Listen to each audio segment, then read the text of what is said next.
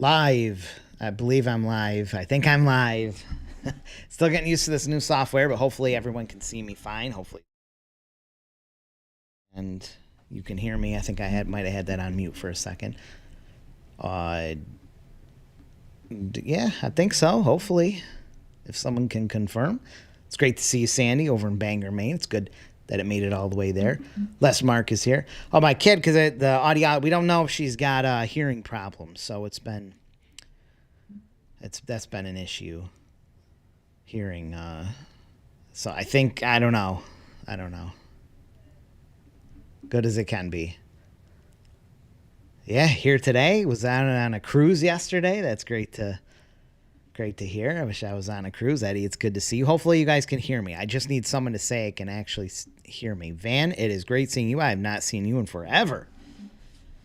Good to see you for such a busy time of the year. Well, it's probably not as busy. It's probably your slower season. So, all right. Hopefully I'm coming through. I don't know. Hopefully. Still getting used to this platform. Still getting used to it. I'm going to give it just a couple minutes for everyone to sign on. I just sent an email out. I have so many videos planned to make, and I just have not actually made them. I'm trying. No, the audiologist is actually my... Yeah, it's funny. You can't trust that. You can't trust... Well, I would say doctor, but you can't... You really have to advocate for yourself. We had a... she failed her... She's a year old, and she failed her first, which a bunch of my kids failed their first hearing. Is a lot of times they fail it. Then they go to a second one, and the machine was broken. So they just said, you know what, just go and do the third one, which is the big one. So we went out and had like the brain, it tunes into the brain. And we thought it was weird that the guy was like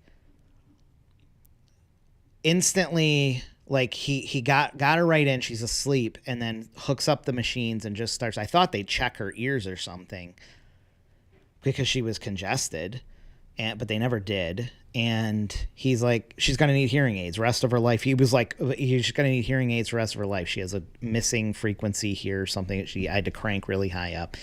And he's like, don't go to an ENT. He's like, they're going to want you to go to an ENT. I can tell you, I've been doing this 20 years. They're just going to run a lot of tests. Just get her on the hearing aids. You know, it's the 6-month-old baby at the time. We're like, this is a lot to process. And you just slap these things on. And then turns out my longtime assistant, Carrie, her sister has recently in the last year finished audiology school, and she's now a doctor and audiologist. So we hit her up, and she came down with her little instruments and stuff, and she said, I don't know why they didn't check your ears. She goes, could be all sorts of things. There could be fluid that's in the back of this canal that could affect this test and stuff. So she had a schedule up at her office with another pediatric audiologist, and that person went yesterday. We went, and she's like, throw this paper out. She goes, this is nothing. She goes, this paper means nothing. So you got to advocate for yourself. I don't know what's going on with that. I haven't been running as much as I thought. I do 5Ks mostly, sometimes 10Ks, but I ran today. I've done about 7 or 8 miles this week. I was hitting up to 30 miles a week. I'm trying to mix in the gym too, but I've been a little sloppy the last 2 weeks, not as many times as, but since May I've been pretty consistent. I got a 5K race Sunday, so I'm pretty stoked on that. Thank you, Bob. Yeah, everything's good, man. Everything's good. Thank you. I'll probably hook this up on the other. I got a couple more. So I have 3 more studio spaces set up, but this one is just the easiest one to get. Sweltz says, I'm going to be launching a course and thinking of referring my learners to your site for EDDM.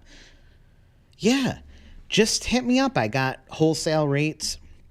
They're already really low, but you should hit up my wholesale rates. There's a membership you can subscribe to too that gets you further discounts. If you're reselling, 100%, you should be doing that. I would like to mention that too. This is a video I plan to make. If you are selling digital marketing, or even if you're just a business owner, like add print to the mix. Start selling print. I know there's this like a lot of digital marketers like, I'm not doing anything print. Print is so old and outdated, and digital is the way to go. But get off your high horse That's stupid thing. It's the dumbest thinking alive. And I know you may have thought of that for a long time and been like, digital's the way to, everything is digital. I'm not going to touch anything that's on its way out. But you can't ignore, I mean, print marketing, like a lot of print marketing is kind of dying off, like newspaper marketing and stuff like that. But direct mail is still so powerful. But also you have print. So you have an ungodly demand for printed items, and you should just be throwing this into your arsenal of things you can offer your clients. Like, I'm sure you could hit up clients and let them know you're now offering print, signage, lawn signs, business cards, letterhead, envelopes, brochures, flyers, folders, stickers, magnets, feather flags, window decals, gift certificates. Like, you can sell all this stuff and you don't have to fulfill it. You can just broker it out. You'll be cheaper than everyone else. You'll be faster, more easier to deal with, a lot of times faster, better quality. And the stuff runs out. There's no algorithms. There's no Google changing an algorithm. This stuff runs out and they got to reorder it. And it's clicking a few buttons and just reprocessing the order. It's so convenient. Like, you should be just offering this. There's no reason not to. Les says yeah. And it's still not filled by comparison to how it was for decades. Like, the mailbox is still a relatively empty place. Right now with election season, it's a little more full. But you have a ton of attention. It's nowhere near as saturated as social media ads. And then it doesn't matter. I mean, if you see stuff in the mail, it means it's working. Mail is an expensive medium. It's a pretty expensive medium. It requires a lot of money to do in general. So if you see mail coming in, they're not doing it for nothing. You don't really see too much local stuff either. That's the problem. Like, people get a bad thought of direct mail advertising. I don't want to be junk mail and stuff. Well, junk mail, local ads are not for the most part considered junk mail. Like, local advertising is welcome. You're a dog walker, you're a lawn care, home services, a retail shop, a restaurant. Like, these things are very welcome in the mail. They're not junk at all. Do some research, look up stats. You really should be. And if you're offering digital services, you will be making a lot of extra money selling print, a lot. I have a good friend right now. I wish he'd watch my live streams. But he's a web designer, and he's got a pretty success. He's been doing it maybe as long as I have, about 13 years or something. And he full-time living from it and stuff, just web design. And he's slowly coming over to the print because he's been selling print. He's been selling lawn signs and brochures and print, and he's a designer, so he can design it. It's not all designing for print can be a heck of a lot easier, less headaches than designing for the web.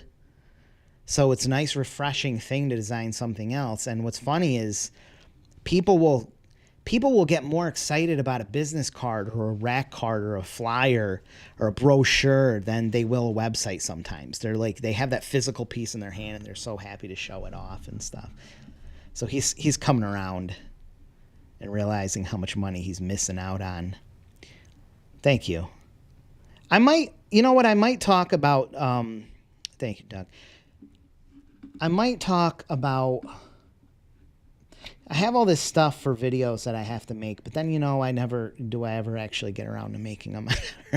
There's some things that I should probably mention that I'll be putting in videos. So, one thing I want to shout out, Carolyn Hutchinson. I don't know if she's going to be on or is on, but she just put out, I don't know, maybe her 7th or 8th 9x12. She just, I think, completed it the other day. So I want to shout her out, and you can check out her if you want to see this. Let me put a banner. She's putting a ton of, I got to get used to how to do this. Sorry. I almost spelled my own thing wrong. I did a typing test the other day. I'm 105 words a minute. I was 110 at one point with like 97, 98% accuracy. But check out highresponsemarketing.com/Kenosha. That's Carolyn's. She has a card. She's branded as the Kenosha Spotlight. Really great. She's on her 7th or 8th card, I want to say. I can't remember the number, but she has been consistently putting 9x12 cards out, 10,000 piece 9x12 cards out. She's got a great social media presence, if you look that up. But head over, because she has a really great website blueprint thing, and she made her website on Canva, which is super easy to do. Up until she did it, I didn't even know you could do that. I didn't know you could make these beautiful websites on Canva, and hers is great. So check out her little guide here. She deserves it because she's been pumping out these 9x12s. Oh, it's great to see you, Char. Thank you for Char Daddy here for hitting that like button. Appreciate that a ton. Hudson Valley, I love the Hudson Valley. I love the Catskills. I love the Adirondacks. I love the Hudson Valley. I love the Finger Lakes. Good to see you, Sarah. Hopefully you're keeping an eye on Sienna there, who that's texting me like crazy here. But hit Carolyn up and check out her guide. It's well worth it. I don't know how to take this off. I'm not used to these yet. There we go. There's a couple things we'll talk about. One is I had a guy comment on my face or on my YouTube somewhere, and he's a doctor, cool guy, like he's a really nice guy, but he put out a postcard for his doctor practice. I think it's chiropractic or something. I can't remember. I think it might be chiropractic. But he said I did everything right, and I didn't get any call. I didn't even get one call. He just wanted to update in the comments for anyone thinking about doing a card. You know, that he put out 1,000 cards and didn't even get one patient or call. I'm not sure if it was call or patient. So I wanted to bring up what he was frustrated. It seemed frustrated because he did everything right. He said, I did everything I was supposed to. I had all the right wording. I had the right elements on my postcard. I had the color. I think it was like a really bright red color. Like he put it together in Canva. But why? So it would be good to talk about that. Why, if you do everything that you watch all my videos, you do research, and it's like you got to have a call to action, and you got to have a headline, and you do everything right. You have everything that was supposed to be on there, and you didn't get any response. Didn't get any patients. Didn't get any calls. Why? If you did everything right, why did you not get any response? So let's talk about that. I'm going to make a whole video on this, but why don't we not talk about this? And I'm interested in any of your opinions. Why? How could that happen? How could you do everything right? How could you put the call to action, you put an offer, you put a picture, you put a headline, and you still didn't get any calls or patients or response? How could that happen? You did everything. It's easy to blame the medium, right? It's really easy to just say direct mail doesn't work. Postcards don't work. I guess that doesn't work. That was a scam. That kind of thinking will just lead you to hop around every single medium. You will never put up a billboard, and you put up a billboard and you put it up. No one called from the bill. I did a radio ad. Radio doesn't work. I did a TV commercial. The TV, no one. I didn't get any patients from that. I didn't get any calls from that. I spent $500 in Google AdSense, Google AdWords, and I didn't get any. So Google sucks. Facebook sucks. And that is a rotation of depression and failure that many business owners will just go through. They will hop from one, there's only so many places at a local level to put your money in. You're going to put some money into this, put some money into that, put some money into that. Okay, that didn't work. They all suck. All these mediums suck. Well, the truth is every single channel you can make work. They all work. Every single one of them work. You're doing something wrong. So they all work. I prefer direct mail in particular because I think it's easier. I think it's the easiest thing. It doesn't change as often. It's super reliable. But why? Why would it? And you should be doing a mix of a lot. You should be doing many things, but why? Why didn't this work? So let's discuss that. Good time to discuss. Hey, Rob, good to see you. Had a guy, to get you up to speed real quick, a guy had commented on my YouTube, nice guy and everything, nothing. He's a chiropractor, I think. I want to say chiropractor, I could get it wrong. He's a medical something. But he was like, I sent these cards out. He sent 1,000 out. He goes, I did everything right. I watched your videos. I put everything how you said it should be on the card, and I didn't get any response. Trust saying not being rude, but 1,000, correct. You are 100% right on that too. 1,000. As soon as you hear that word 1,000, that's not a lot. That's not a lot at all. It's hardly anything. But you don't know that. Like, we know that because we're marketers, right? We know that. We're used to these numbers and figures. We're used to this. But to most business owners, they think 1,000 and they're like 1,000 people. They're like, there's got to be some of them, it's got to be someone in 1,000 people, but it's not 1,000. Yeah, it's 1,000. It's actually more than that because it's 1,000 households. It's probably about 2,000 people. You can figure there's more than one person in every household. I think there's like 1.6 on average every household. And it's easy to think too, well, they all have back pain or whatever. There's a lot of people have back pain. 70% of people have back pain or something. Why this medium is not working? This is not the thing. 1,000 is a super small number in terms of direct mail, especially EDM. It's not targeted. It's not age. It's not targeted down to age group or anything. This is just 1,000 people. It is a very small sample size. Very, very small. Michelle says he needs to send more, correct. Good, and then needs to do it again. Yeah. You got to do it again. There's all sorts of analogies that I love analogies, and I love metaphors and analogies and stuff. But a good one is when people talk about they do a test. I want to do a test mailing. I want to test. Okay, we're going to test 500. We're going to test 1,000. See what works. You wouldn't. This is the same, not doing it again over a period of time, not just once, not just a 1 minute. It'd be the same as start a workout program. You're gonna do a 3-day gym routine or something, and you go and do the workout one time. And you're like, I know my muscles aren't getting bigger. Well, I did the workouts exactly how you said. My muscles still the same size. Then it doesn't work. On to the next program. It's that kind of thinking. You can't just do it once. It needs repetition, right? It needs, especially something that is the bigger the emotional, the investment, the bigger the investment into this thing is, the more times you are going to have to mail. So something that's dealing with your physical body, an ache or pain, a house, buying a house. You can't just send a postcard to your realtor, and you send a postcard to 500 people one time and you're mad because no one bought a house.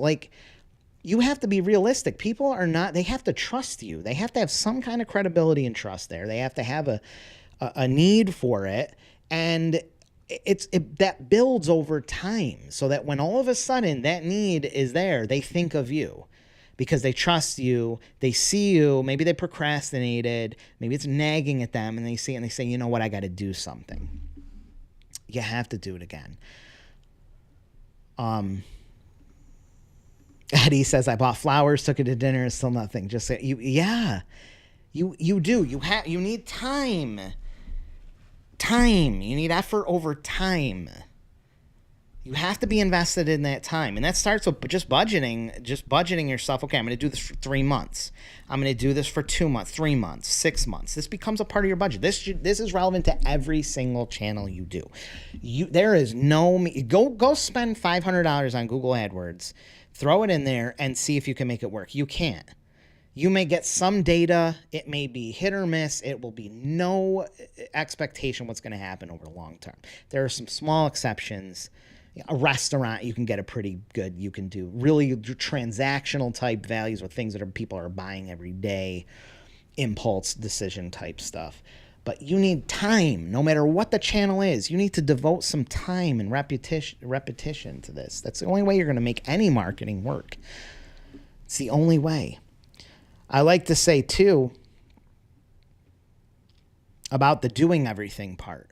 You know, you do everything. I can, and anyone who's on YouTube can attest to this. Take you. Whoever you are, I'm looking at you in the camera. There are plenty of videos and breakdowns that will break down a viral video, a Mr. Beast video that gets a bazillion views, that hits 50 million views or whatever. You can look up 100 viral videos that have gone viral, and deduce the things that they all had. They all had this thumbnail. They all had this. They all did this at the 30-second mark. The title had this. You can make a YouTube video. You can invest tons of money. I can give you $1 million. I can give you $1 million to put in this. And you can do everything right. Everything that someone else went viral and something else went perfect and they made a ton of money and do it exactly like how they did. Will your video go viral? Can you put any amount of money into a video and make it go viral? No. And you do every single thing that's right. And there are many things in a YouTube video, let's take YouTube, that will give you good results. There's a lot of things that I make sure I do in the videos. Like you got to capture their attention within the first X seconds, and there's a lot different things with thumbnails and titles and whatnot.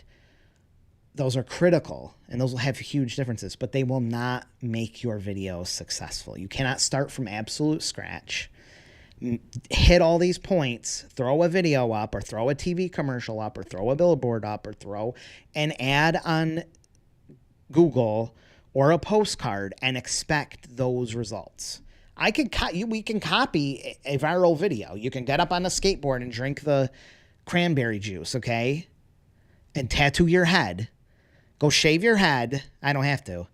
Tattoo a freaking feather on it or something. You know what I'm talking about? And get on your skateboard and drink the cran raspberry and play Dreams by Fleetwood Mac and go selfie it. Go do that and get your viral video, right? You did everything the same.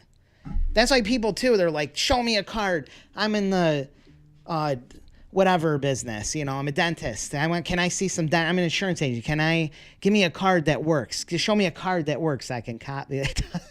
You can borrow. You can borrow. You can borrow and steal to a degree. You can mimic. You can take tips from and influence from, but copying the thing is not going to give you the same success. It's just not. It just not. 1,000 cards not to generate 2%, 3%. I'll talk about percent. 2-3% is extraordinarily high. I told a guy, another good one. I told a guy, he's great. He's a great customer. He's been doing a bunch of mailings, but he's like I've looked. And everywhere, he's like, I've chat GPT'd, I've researched, and everything says at the low end, 1% response rate. He's like, can we tweak this postcard? Can we do something? Because I'm not getting 1%. I think he's still making money. It's a semi-challenging thing to sell, but it's doable. But he's like, I need 1%. He's like, this is the bottom. The very bottom is 1%. And I've told him over and over, I'm like, you got to throw that out. I said, so finally, after like the 5th time I told him, and he's a great guy. I'm not putting him down at all. I said, his name's Mike. I said, Mike, I would sacrifice my left nut to get a guaranteed 1%. I'd cut this thing right off. I might even take 2 of them for 1%. So we'd be billionaires overnight. I said the next week we'd be millionaires, billionaires if we could guarantee a 1%. I'd be selling private jets. I'd be selling. Imagine a upscale kitchen contract with $70,000 average sale, guaranteed low end 1%. You know, you do 10,000 mailers and you get $170,000 kitchens. Like, I believe in an ATM machine, and postcards make pretty easy ATM machines, but they can't spit out. You can't stick $1,000 out and get $100,000 out of it. So toss these crazy expectations. The math just isn't mathing. Wine Shop TV, my man, Chris Kim. Great job on my EDM order. Yeah, great job on putting your share card out there, Chris. Popping out them, I probably just knocked this thing out. Popping out them shared cards, doing a great job. I love the upside down ad too. That was good. It's got one of his ads is upside down. It really gets you. It really gets you. It brings a lot of attention right to it. I like that. I thought that was pretty cool. Luis Navejas, my man Luis, says direct mail is great because not everyone can. Yes, you are right on that. Yeah, you are right. You can't, like, the moving parts and pieces, even though it's to me it's simple. It's like second nature, and anyone can do it. Anyone can't do it. Like, there are so many moving parts from design to postal regulations. I get a ton of business. because people end up on my YouTube because they are scared to death, rightfully so, that they just don't have the EDDM placement. They don't have the indicia. All these regulations and where these things go and what it says is so scary. The stakes are so high. If you get it wrong, you get it rejected. That they just want a professional's opinion on the size. To me, I could do this in my sleep all day. But I get a ton of business just because of that fact. Just because of that alone, let alone finding a printer and what kind of card stock and how to design this thing. Yeah, oh man, you're missing a good conversation, Earl. You're missing a great one. Maybe hit the rewind button or something a little bit. Yeah, it does. It definitely does. You have to continuously hit people up. You have to. Yeah, see? That's what people are like. I'm going to do a test. Let me do 5. What kind of like major thing? Marketing is a major thing. Like it is a big thing. Like you cannot just do one TV commercial. You can't do one. You will just hop around the circle of depression and just write off every single. That's how most businesses are actually. They try something, it doesn't work. They go to the next thing. They go and they write off and they say, you know what? Direct mail don't work. Newspaper don't work. Billboards don't work. I tried that, didn't work. Star Pro Cleaning, I have not seen you in forever. Oh, that is great. I am so happy to see you. I'm not sure what time it is over there, but I think you're behind, right? I can't remember. Cannot remember. It's like 8 hours or something. It's a real hard one to calculate. I love, like, I got a couple of people working in the Philippines for me, and that's great. It's 12 hours. It's like the easiest thing. Also, my friend, when she's in Western Australia, it's 12. It's really easy to calculate. But then when you start there, we have the stupid time change, then it makes it 13. It's like impossible. Yeah. They probably also, I'm not a Google Ads expert at all. You know they get a lot. And how do they advertise that? Because I get them all the time. They advertise them in the mail. That's what I love. They send you a postcard in the mail. They send it to you right from Google. That's how they advertise it. I wouldn't be surprised if they take you sign up for that initial 500 and they give you a little bit juicier deals and they send a little couple and they wet your whistle, and then you start spending more and then you realize, oh crap. It's like the blackjack. I remember I was 18 and I had gotten off of work at Walmart and it was really late and it was like midnight, but when you're 18, like that's nothing. I was like, what can I do? And then I'm like, oh crap, I can go to the casino. I'm 18 now. I'll go to the casino. So I went up to the casino, Oneida Nation and Turning Stone, and go to a blackjack table, and I didn't know what I'm doing.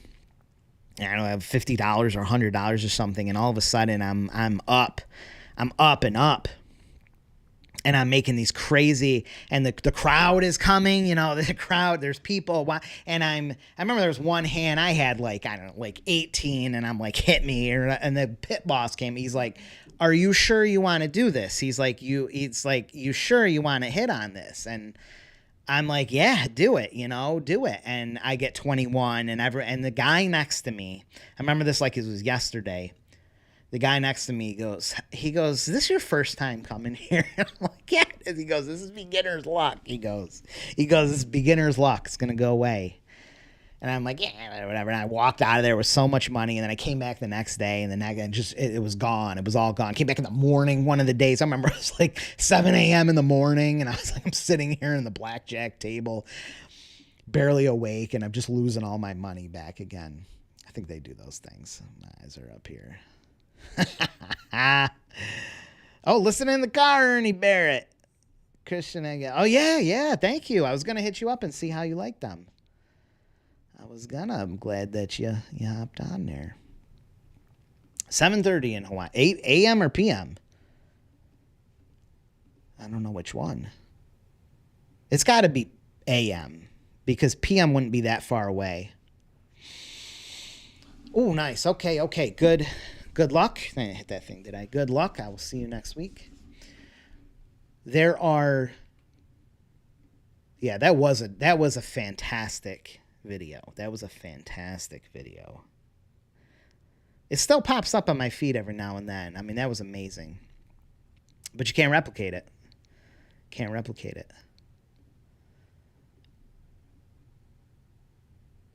Les says have to offer a discount, minimum 25 or medium-sized ticket more for... Yeah, I don't remember the guy. I wish I could show it, but the incentive. There's so many things that influence that. Seeing if I missed anything. I don't think I'm missing. I'm behind. AM. 7:30 a.m. Just waking up. Another video that I have planned to make. This could really help. This could help many of you. You guys hitting the like button? Do that for me. Hit that like button. Some of you did. A couple of you did. I appreciate that. This is a good... Someone just hit that. Oh, I appreciate that. I just saw it. Wait, can I... Do the things work? No, they don't. I must have the gestures off where it creates the stuff. It's going to be hard for me to do this without being able to show it on the screen. But you can... This is super helpful. I really need to make a video just on this. I really wish I could put this on the screen, but I can't. I'll try to rate it here. There's a really good way, and if you're a marketer selling direct mail, this is crucial. And if you're a business owner considering postcards, this is really good. Get off the percent. The percent response is not... It's very useful once you mail. It's useful in a couple places, but you don't know. You cannot do anything with percent. Like you can't just say, oh, I need to get, I should get 1% or 2%. Just throw... That is so situationally dependent. Now, if you've been mailing for X amount of time and you know every time you mail you get 2% or 1% or then that's important. But here's a way to figure out realistic expectations on a postcard campaign. Anyone can do this. I'm not a big math guy. I don't like complicated business math. I really don't like metrics heavy math. It's too much for me. So this is good for you and to show other people if you're selling postcard marketing. Think of it in ROI. So instead of response, think in ROI, because you're going to learn a lot on the way to doing this calculation. This is great. This is really, really good. I've never heard it explained this way, but this is the way that I typically will sit with someone. If I am talking with someone and they ask about response, this is how I work it out on a piece of paper. Just ask yourself or your client, what ROI are you hoping to get? Like realistically, like what ROI are you trying to get? Are you trying to get like a 2 times ROI, a 5 times, a 10 times? So how much return on your money are you trying to get on your campaign? I like using the word campaign because it's better to do something over time. Campaign might be 3, 4, 5 mailings. One mailing, you can still do the same thing, but a campaign is really the right way to do it. Let's say 3 months worth of mailings or something. What are you trying to get of an ROI? Because ROI is not really situationally dependent. A percentage, you're not going to sell private jets and expect to get a 1% response rate. It doesn't work. You're not going to sell houses, advertise your house listing service and get 1%. You're not going to sell 10 houses for every 100 mailings you do or something, or 1,000 mailings. It will not work that way. ROI does. You can search this up. Direct mail has, I think it's the second highest. Email has the highest. Email has the highest ROI because it's almost zero cost to do. It's so little cost to do in and you're emailing to a customer list. So you're emailing people already on your list and sending them offers. The ROI is so high, which is why pretty much every small business should be doing email marketing too. The cost is so low and the ROI is astronomical. But direct mail is like the second thing. It has a really high ROI, is a very, very high ROI. The downside is it has a high upfront cost. It's not as easily accessible as like throwing Google ads and stuff in, which can have very low ROIs because of the competition, the saturation, the cost. The cost is high for any of you that have done digital marketing. It gets higher and higher. Postcard marketing is pretty consistent. And there's ways to get it cheaper, like shared mailings and cheaper printing and stuff. But anyways, think of ROI. How much ROI do you want? So say this is what you would ask yourself or a client. What kind of ROI are you looking to get out of a campaign? Get right off the percent. What kind of ROI? Is it maybe 5 times, 10 times? So just take like take 5x. Take 5x ROI. You want to get 5 times your money. So the equation is what 1,000, the formula or whatever is 1,000. Let's say $1,000 for, you want to put in $1,000 and you want to get $5,000 back, right? This is great. I can't stress this enough. If you're working with clients, please go through this one. It helps register everything. It gets you off these unrealistic things of percent response. Let's look at ROI. You want 5 times ROI, $1,000 you spend, $5,000 you get back. This already gets them excited. It's like an exciting thing.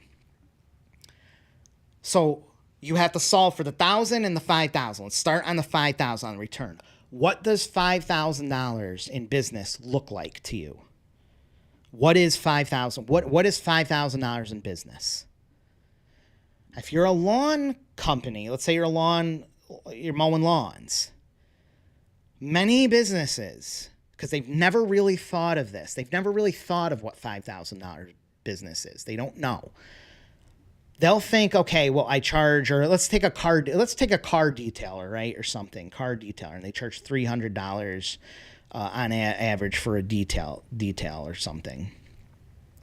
Well, that would be, they'll do like 300. They'll do 5,000 divided by 300. Like how many $300 detailing jobs makes $5,000 in sales? And that's wrong. So I love this formula because you're helping a business owner along the way. You're making them come to really incredible realizations.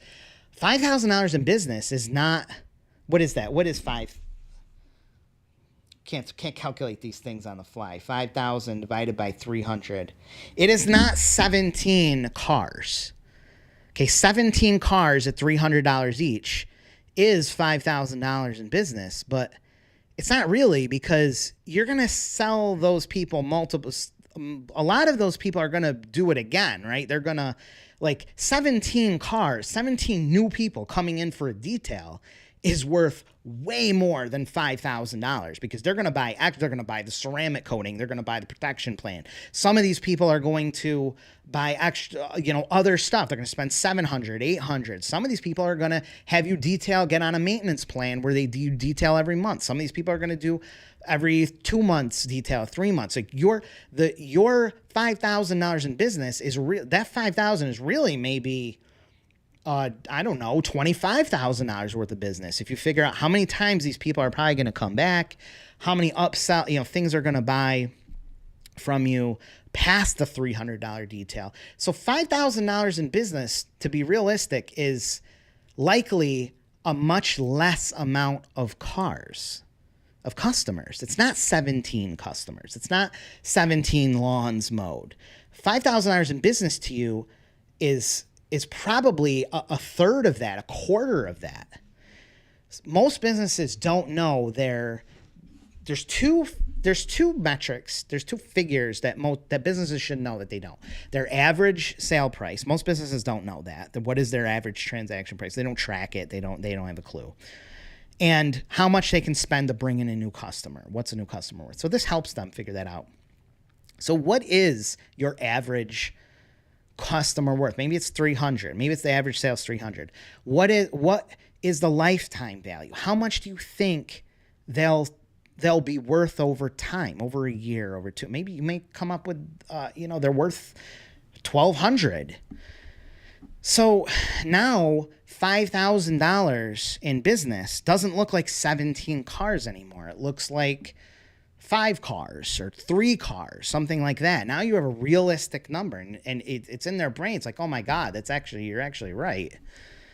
You're right. To get $5,000 in business is probably like 6, 7 cars or 5 cars or 3 cars or whatever.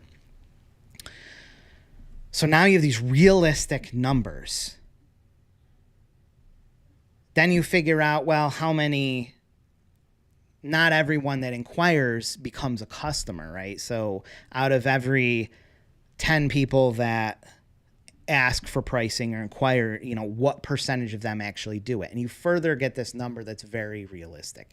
And maybe in the end, you find that it's to achieve a 5x ROI or a 10x ROI, it's a realistic number. You have a much more realistic number. That's how you work it out. If I had a piece of paper, it'd be really easy. You just see that on the one side. So then you find that maybe, so let's say $1,000, let's say 1,200. I haven't looked at comments, so hopefully you're following me. $240. So say it's probably more.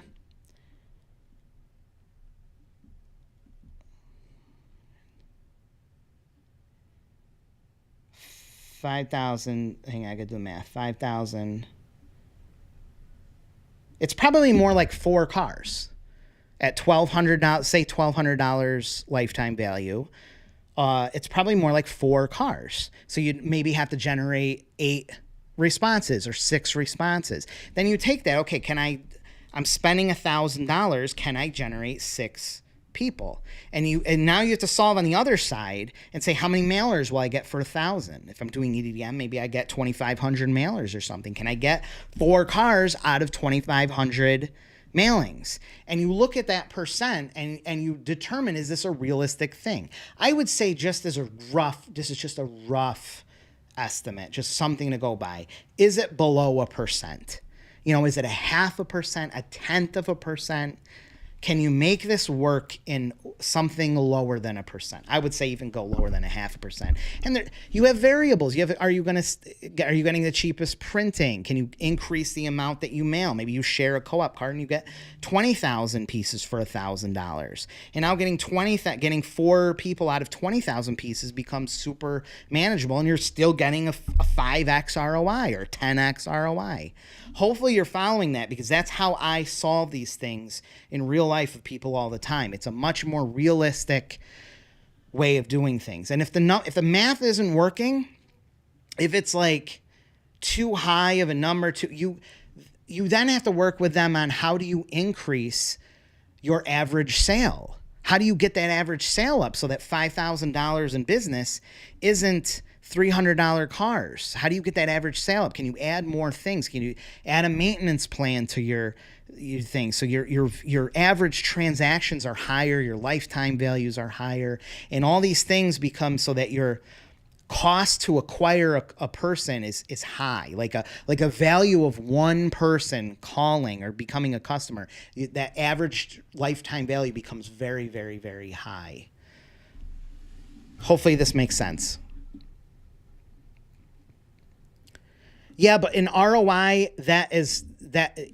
in your ROI, you're not figuring that, because like a 5, that's why it's important that you're getting at least 5 times ROI, because if you're getting 2 times ROI, you're breaking even. If you assume a 50% profit, then 2 times ROI is breaking even, because you're selling $2,000 worth of stuff, but it costs you, $1,000 to get it. So it's better to have ROIs of 5x, 10x, 15x. And those kind of things are really only achievable in marketing and like direct mail. Like, it's really hard to get that kind of ROI in another format. So that ROI is including that. That's why it's important to have 5x, 10x ROI. Yeah, they don't know that though. Most businesses have no clue what it costs. You cannot ask, if you went around and asked 100 local business owners how much they'd pay or are paying now or willing to pay to buy new customers, they couldn't ask. You would probably get maybe 2 out of 100. That no one knows that. So you got to help them. They don't know that. They'll think that they want to, they mow a lawn and they charge $30. They think that they need to spend $30 to get they think they need to spend $10 to get a 30. They have no processing power of lifetime value. They don't think in that way. So this helps them do that. If I had this on a piece of paper, it would make so much easier sense. Sounds like he should add in some short surveys after clients receive, so find some of the common denominators that are good and bad. Oh, yeah. Knowing who that customer is. You can't go around and say, well, 70% of people have back pain, and that means that 70% of people will want my... No, it's much more narrow than that. Sure, you could. Absolutely. That's a huge amount of B2B mailing. Yeah, definitely. And if you're looking to do that, you may want to consider, because my guess is that's a pretty broad target. You're selling something to a very broad amount of audience, and you may be better off just sending it to a very tighter, maybe 1,000 of a really, really, just think of really who are the real businesses in terms of employee size and location and industry and maybe sales volume, who you really want to target and narrow that down. Where sales later asked, what commercial do they see or hear constantly? Yeah, everyone can name a restaurant, a pizzeria, a furniture store. You can name realtors that you'll never use, but you can name them. I guarantee you can name 2-3 realtors that you'll never use them, but you know them. Their marketing is working.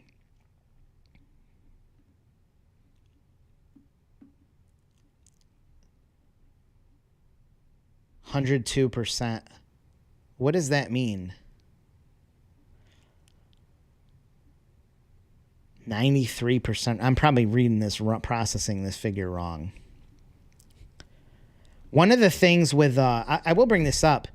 When you search direct mail statistics and response rates, when you do all that research and like the DMA and stuff and the average response rate, one year it was so high. This is where I lost faith in it, because it was always like 3% house list, 1% prospect list. And then one year, like 2019 or 20 or something, or 18, it was like a 9% response rate. And I was like, something's fishy with this. I'm like, this is crazy. And I looked deeper and I found that there was only like 10 companies that submitted any. They just had like hardly any companies submit anything. So the numbers were so high. But this kind of thing. So when you have people saying, everywhere I look online, it says 3%, it says 2%, 1%, 3%, 1%. All of that data, first of all, it has nothing to do with your industry. It's completely situational dependent. All of that data comes from mailers, from people who mail. So it is the same as me asking you, what is your 5K race time? What's your 5K race time? How fast you run a 5K? Many of you don't run. You don't. And if I said the average, the average is 30 minutes. The 27 minutes or something. So you should be able to run it in 27, right? Or maybe no, because you're not a run. Those times, the averages, assume you are someone who actively runs and races. So it's not factoring in people who have never ran before, who maybe can't complete one. The bazillion of people who, if you were just to take the general population and throw them into a 5K race or a 10K, they couldn't finish it. They would run 10 feet and collapse. So it's the same exact thing when you're looking at stats for marketing. The stats that you see for response rate are accumulated from businesses who are already mailing. They've been maybe mailing for decades, and this is what they're getting. So you're looking at, it's like you're running the Berlin Marathon. What's your Berlin Marathon time? That's why you can't go by these stats. They offer some usefulness, but not a lot. Thoughts on sending B2B offer? No, don't do it. Don't do it. I've seen so many of this. I've never seen a successful person try this. I would never try it. I like the thinking, it's great to think that, and you can always test something, but you are just going to hit. There are not a lot of home business owners, and the ones that are working from home, the very few that you would have to send, you'd have to blanket your whole city, which would be stupid because you'd be better off sending the B2B or what I call whale bait. I have tutorials on this. If you guys been around, is to have whale bait 1, whale bait 2. You find the business owner's home address and you mail to their home. That's a way better place to reach them than at work. I get so much mail here, I don't look at it. It's the same crap all the time. But if I get a business thing at home, there's a lot more attention on it versus the giant pile of mail that comes in at work here. It is great to see you, Lee Proctor. It is great to see you. I just don't want you to spend your money, Mark. 10 times more expensive to get a new customer than to keep one. Sure, this every business should, and every marketer should help segment. That's another reason I love direct mail, because you can mail to just you should be spending as much as you can to get a new face, a new customer. You should be spending as much as you can. You, of course, work to get your costs down, but you have to be ready to spend as much as you can so you can outspend your competitors to get a new person. And as little as possible getting them to come back. That's where email and SMS, retargeting, but especially like email and SMS or mail or direct mailing to a past customer list, it's so cheap. It's incredibly cheap. And the ROI is huge. So spending as little as possible coming back and as much as possible going there. Jane is here. It's great to see you, Jane. You up so late. Jane, my trusty assistant, works harder than anyone here. Timothy Black is here. Tim, we having such a good conversation here. They don't know those numbers, and I'm not a big metric, but those are numbers that you got to know. You got to figure that out. It's eye-opening. A lawn care guy or something, like they're not business people. They're not business majors and marketing majors. They cut the lawns. They're not thinking, a new account is actually worth way more than just $50. It's actually worth quite a bit. And then you figure how much they'd spend. I love asking the question, if I could just sell you customers, if I could just sell them, new customers, how much would you pay me? How much will you buy new customers for? Most businesses can never answer that, but this gets the wheels spinning so that you can work it out with them. And then you find these realistic expectations. Then they do a marketing campaign or something with you, and they're ecstatic when they get 4 customers because they know that it's worth X amount. It's a 10 times ROI or 5 times ROI. And by the way, I would suggest 5 to 10 times ROI. If you're going to do a mailer, you really want 5 to 10 times ROI. Over time, you'll increase that. You will be able to hit 10, 15, maybe 20 times ROI. That means for every $1,000 you spend, you're making $20,000. That is totally realistic. But it does take time. Those things, as you progressively get better and more credibility, more trust, more frequency, that ROI goes up. But 5 to 10x, totally realistic, completely realistic for any industry.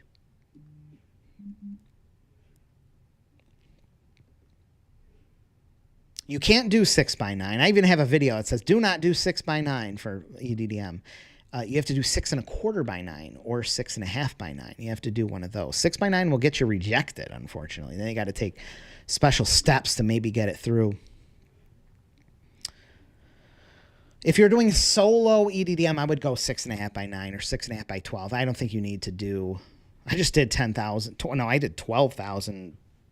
Over 12,000 for a realtor client. I shared it in our Facebook group of 9x12s. Man, that's a lot for one solo mailer. 6.5x9 is totally fine. What did Colin say? Take on. What did Colin? Oh. As 16.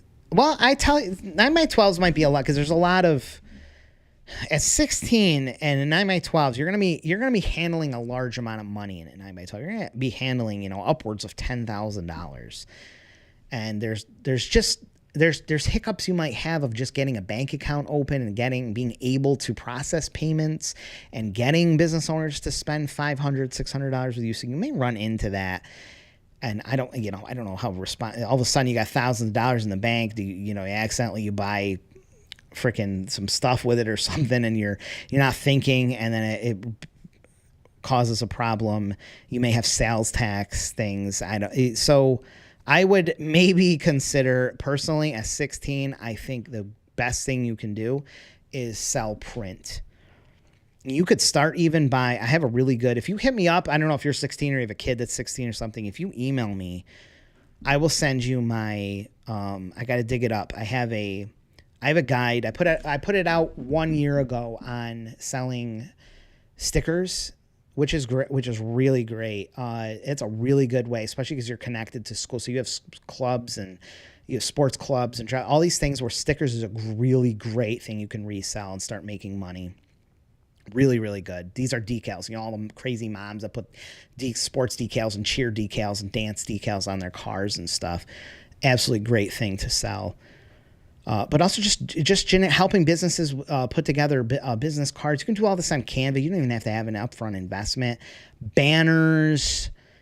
Then it opens you up to charities and sports and clubs and corporate events and parties and community events. There's all this stuff that if you just know how to source it and throw something together on Canva, you can just be a middleman and just make quite a lot of money at that age.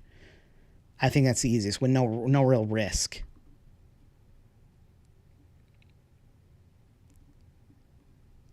Bookkeeper client is $10K per year. So you have to, this, I'm just saying this as a person. So if it's worth $10,000 per year or spends, I understand it's not all profit, but we're thinking in terms of just revenue and ROI.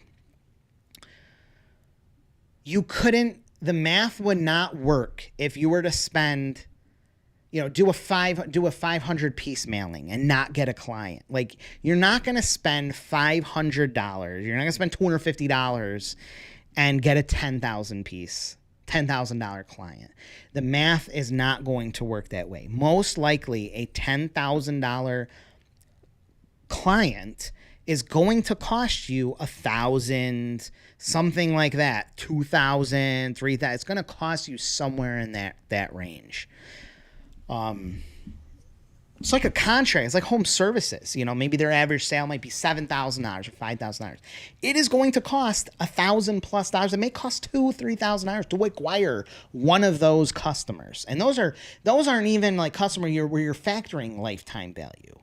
Those are things where you may only be getting the job once. Your average sale is $7,000, $10,000. It may cost $2,000, $3,000, $4,000 to get one of those customers. And that breaks down into maybe you sell one out of every 3. So if it costs you $2,000 to get one customer, you've got to divide that by 3 and say, okay, it's really costing me $700 to get an estimate, and then you keep working back, and then you find that maybe every call is $100, essentially costs you $100. But by the time every call turns into an appointment, every appointment turns into an estimate turns into a sale, you've reached this $1,000 to $2,000 cost to acquire. For most people, they can't process that in their brain, and they never go very far. They'll never go past working out of their truck and struggling with advertising because they cannot process that. While all their the main competitors understand that and put their time and focus into spending money to acquire these people, because you are literally just building an ATM machine. You are pumping money into something and you're getting a percentage back.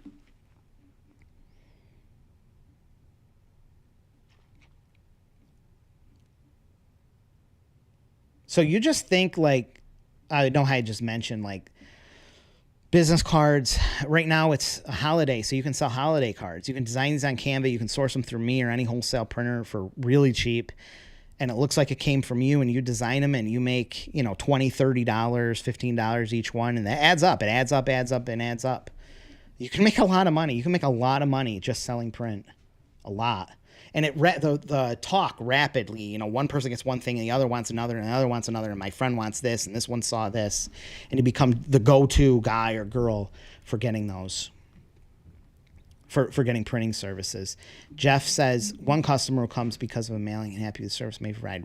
Yeah, that's about, I mean, word of mouth is, you can't buy it. You know, you can contribute towards it, but you can't buy it. Like, it just comes after having good reviews and doing a good job and asking people to refer, and you don't have to pay anything. Hoosier Trauma Penny with her first mailing. Thank you. Sent them out yesterday. Awesome. Let's get them trauma scenes. Check that 911 broadcast. Yeah, you're running out of time. Better get right on it. Or do a small community mailer, you know, small one. Just get 10 businesses. Get 10 businesses together on a small mailing. You know, $100 each or something. Oh, interesting. I would say, you know, I'd be looking at 5x, 10x. So 500%, 1,000% is what you should be shooting for. Totally, for direct mail. 5 to 10x.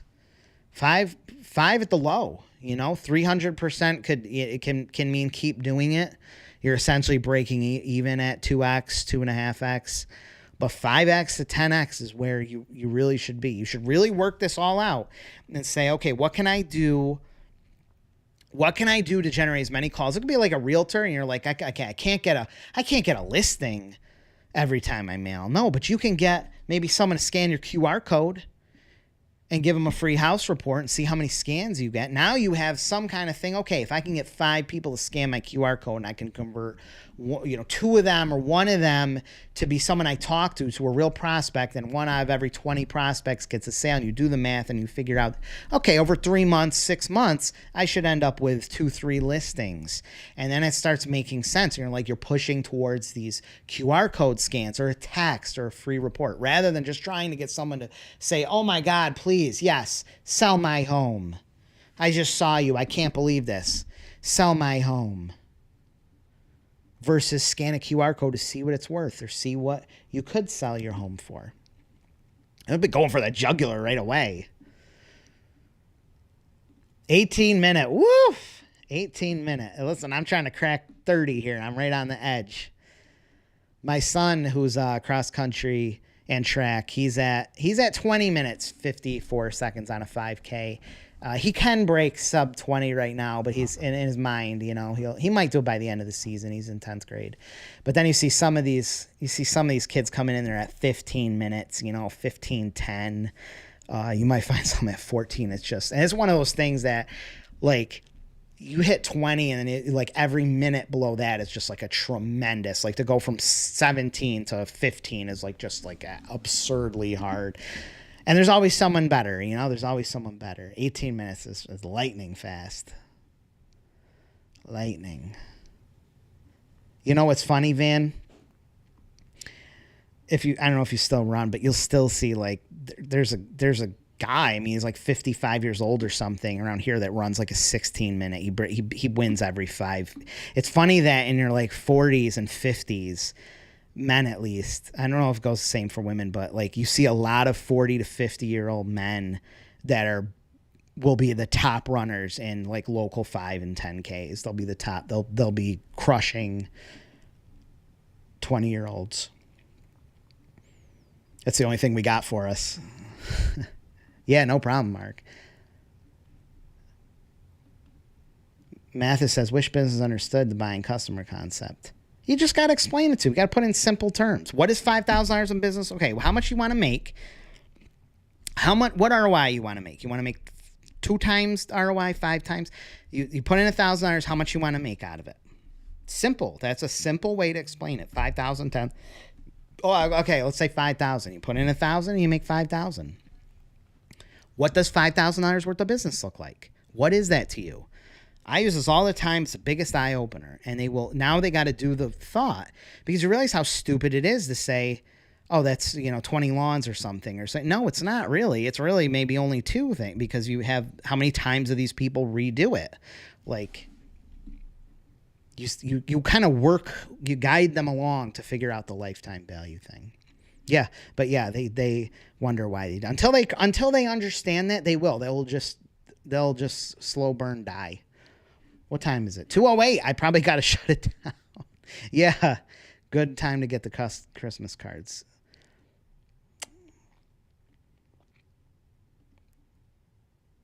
Gotta go. Sorry, I didn't even realize it was an hour hitting there. So I'm probably going to close it off soon too. I'm just going through these comments. The seasonal page says if you were doing an EDM for a virtual assistant business, well, you wouldn't want to do an EDM for that. You would want to do a targeted because that's a business owner thing. So you'd want to target the businesses that could use virtual assistants. So you'd really want to think of what businesses and what employee size and what kind of niche and where, maybe annual size, and do that. You're not EDM is you're going to spend a lot of money. You're not going to get any results for EDM. So I would do that. If you're doing something like virtual assistants for like around the house, that might be you might be going for wealthier, maybe not the ultra wealthy, but a wealthier audience. You may want to target that too. I would not do EDM personally. Yeah, we are literally right up against Christmas. And if you slack a week or something, you can totally miss it. Totally miss the whole Christmas thing. And now you've told all these people it's going to come out before Christmas, and now it's not. Like, you can run into some trouble there. CLS Lawn and Pest says, I have an issue with lifetime value. Why is this the standard versus annual or lifetime gross profit as the metric? I think have an issue with lifetime value. Why? Yeah. I agree with you. Like, lifetime, I totally agree. I actually really agree with you on this. Lifetime value is a word that gets thrown around marketers a lot in marketing. And I think it's really used because it gets more money, for the marketer, and it's like, it makes things look more valuable. I personally am not, like, when I think of my business, I do not think of to me, a lifetime might be a year or two. I don't really think, when I figure what I can purchase a customer for, I would not think, okay, well, they're going to be worth, $100,000 over 15 years. Like, that's just unrealistic. This is actually a really good comment. I think lifetime value, assuming a whole lifetime, is misused by marketers. I totally agree with this. Should be like a year. And when I'm talking with customers, like, what does $5,000 in business look for you? I gauge that on like a year. Maybe 2 years max. If you go back and we were talking about that formula, I mentioned, like, they'll come back a couple times in a year. You can maybe stretch it out to 2, but going lifetime value, I think it's just a term. It's like a long time value. It's actually a really good thing to mention, because marketers love to jump to because oh my God, you're going to make, over a lifetime, you're going to make this. Well, that doesn't mean you're the risk of you overspending on people because they'll spend so much over decades with you is unrealistic. Yeah. I don't even think you could. It's so funny because like a 20-minute 5K, you have to run 6 minutes and 30 seconds per mile. For most of us, for almost all of us probably in this chat, I don't even know if people are still on here. Yeah, they are. If you were to sprint as hard as you could, you probably won't be able to hit 6 minutes and 30. You may be able to. I can now, because I've been running for a little while and I'm a big guy. Now I can hit like upper fives for just a short amount of time, very short amount of time. It feels like you are sprinting like so hard. Like, you will go half a block and collapse. And that is basically like a 6 minute, 30-second mile. It's very, very fast, and they run that for 5K. Then you have people like the really, really fast, like marathoners, that run 4 minute something miles for 2 hours. You have to be really skinny. Your aerobic system has to be super developed, and you have to be really skinny. You have to have like no weight on you to hit those kind of times. It's crazy. Thank you. I'm going to, because my throat is closing up. It's so scratchy right now. Yeah, thank you. I'm going to, end of year 9. I told you better get on it. You need 6 weeks. You really need 6 weeks. And if you end of the year, I don't know if you're counting like past Christmas, which would be great if you are, because it gives you a little more wiggle room. You got to fill that thing up before November 15th, man. Then you have holidays mixed in there. You really got to get on. You might want to, even if you're in there, you might want to switch it to a New Year marketing. Lewis says I'm really professionals are more up in ad spend. Maybe, yeah. It's all different. All different. Nice thing about those is they typically advertise repeatedly without you having to worry about how many people they got every month. My realtor clients stay with me on average for 18 years. That's incredible. That is amazing. That is something you only learn over time, You only learn that over time. Someone who's brand new into real estate may not really be able to use those figures and say, okay, every person I get is going to be with me for 20 years. It's hard to see that far ahead in the future. That's incredible. That is, yeah, I get this question a lot. I have. Yeah, but the problem is with EDM, you got to do big, like 6.25 by 9 magnets. They're huge. The magnets are so huge. So it ends up being expensive, and they're just so big. They're so big. All right, guys, I am signing off. I appreciate you so much. Every single one of you, every one of you, Jeff Tompkins, you too, all of you. If you need anything, hit me up. Hopefully I'll have some YouTube videos posted up here soon. Wish me luck on my race Sunday morning, my 5K race Sunday morning. I'm really trying to break, man, I'm trying so hard to, I think 31:17 or something is my PR. And I know I can break 30. I know I can do it. It's just a mental thing. It's like, it's just a mental, man, I just got to get past that mental. But I got my son running with me, so hopefully he can keep me going. That's slow to him. That's really slow to him. But I'm really hoping to break 30K. But we'll see. George, great to see you. And you got the shirts. Got your extra UV shirt in there too, which is nice. Sorry it took a little bit there. Oh yeah, okay. Lucy, talk to you later. See you guys later. Yeah, that's true. If you got the fancy one, you can't do that. All right, bye. I don't even know how to hit the button. Here's the button right here.